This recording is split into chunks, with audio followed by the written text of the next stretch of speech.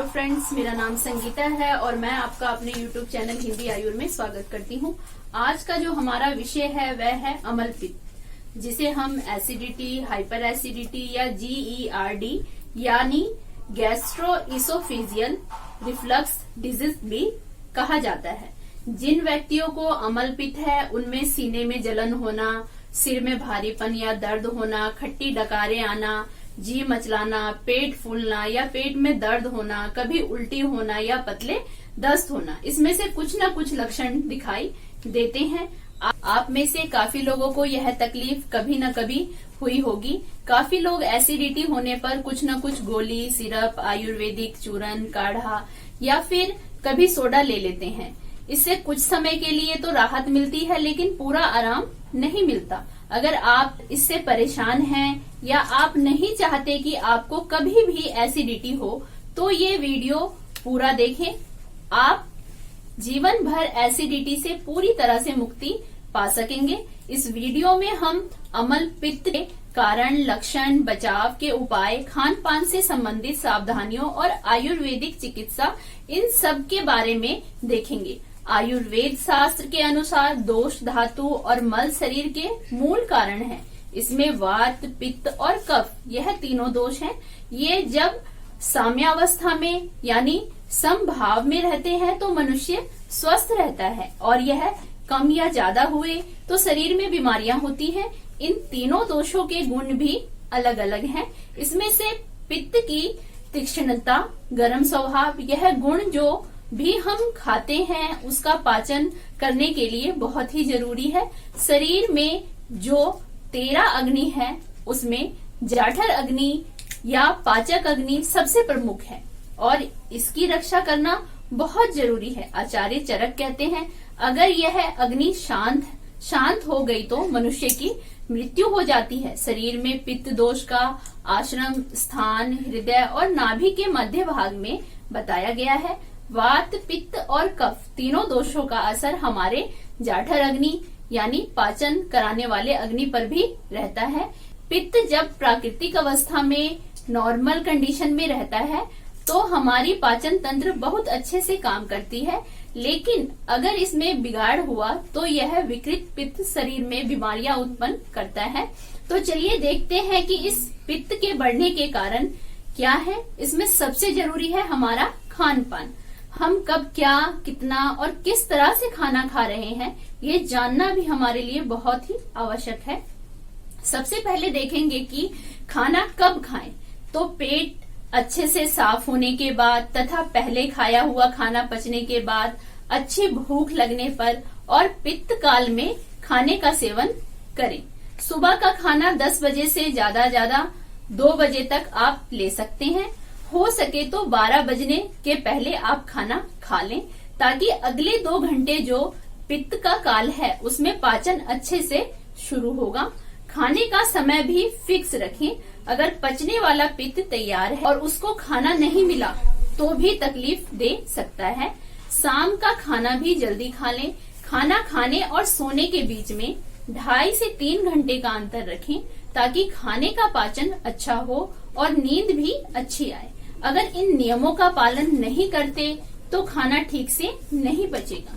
अगर आपने पहले कुछ खाया है और आपको भूख नहीं है, फिर भी सिर्फ स्वाद के लिए आप खाते हैं, तो ये भी अच्छा नहीं है।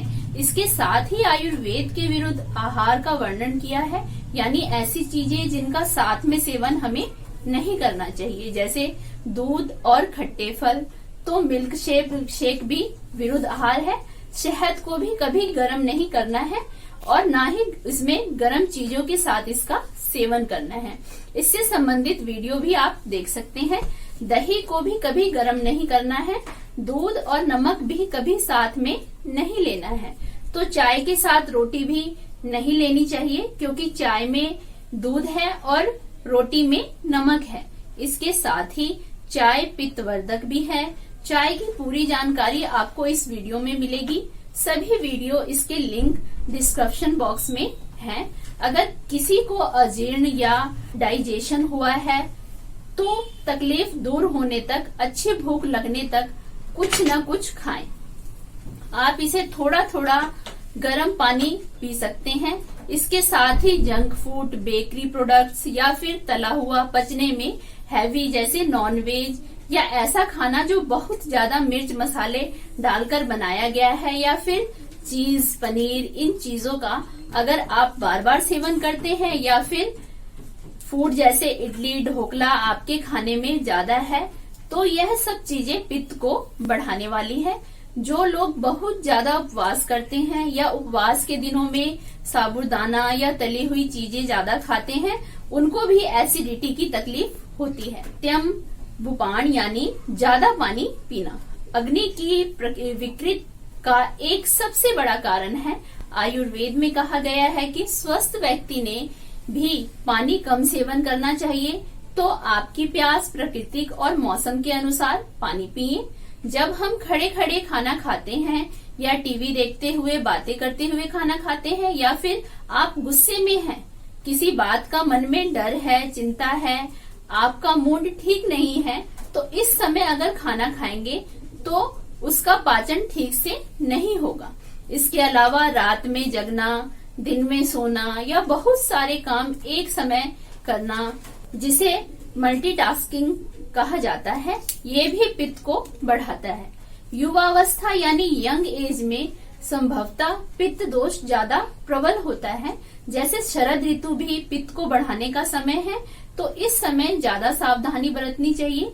आयुर्वेद में अमल पित्त के 2 प्रकार बताए हैं, अधर्व अमल पित्त और अध्योग अमल पित्त। अधर्व अमल पित्त में सिर दर्द होना, खट्टी डकारें आना, जी मचलाना, उल्टी होना या उल्टी के बाद आराम महसूस होना, यह लक्षण दिखाई देते हैं। और अध्योग अमल पित्त में पेट में गैस होना, भारीपन लगना या दर्द होना, शरीर में जलन होना, प्यास ज्यादा लगना, चक्कर आना, पतले दस्त होना, ये लक्षण हमें दिखाई देते हैं। पित्त दोष रक्त धातु के आश्रय से है। अगर आपको ज्यादा दिनों से पित्त की विकृति है तो इसके कॉम्प्लिकेशंस भी दिखाई देते हैं, जैसे त्वचा का लाल होना, खुजली या जलन होना, खून की कमी होना, बालों का सफेद होना या झड़ना, कभी कभी अल्सर यानी आंतों में घाव भी बन जाता है, जैसे गैस्ट्रिक अल्सर। अब देखते हैं कि अमल पित्त की आयुर्वेदिक चिकित्सा क्या है। सबसे पहली और इम्पोर्टेंट चिकित्सा इन कारणों से अमल पित्त होता है उसको दूर करना, और काफी लोगों को इसी से आराम मिल जाता है, दवाइयों की जरूरत भी नहीं पड़ती। इसके साथ ही जो खाना हम खा रहे हैं वो हमारे लिए अच्छा यानी पचने वाला हो, जितना आवश्यक है उतना ही हो, और हरे पत्ते वाली सब्जियां कम मात्रा में हो। अब देखते हैं कि अमल पित्त की आयुर्वेदिक चिकित्सा क्या है। सबसे पहली और इम्पोर्टेंट चिकित्सा है, जिन कारणों से अमल पित्त हुआ है उसको दूर करना, और काफी लोगों को इसी से आराम मिल जाता है, दवाइयों की जरूरत भी नहीं पड़ती। इसके साथ ही जो खाना हम खा रहे हैं वह हमारे लिए अच्छा यानी पचने वाला हो, जितना आवश्यक है उतना ही हो, और हरे पत्ते वाली सब्जियां कम मात्रा में हो, खाना ताजा और हल्का हो। खाने में 6 स्वाद को खासकर कसेला, कड़वा और मीठा रस पित्त को कम करता है।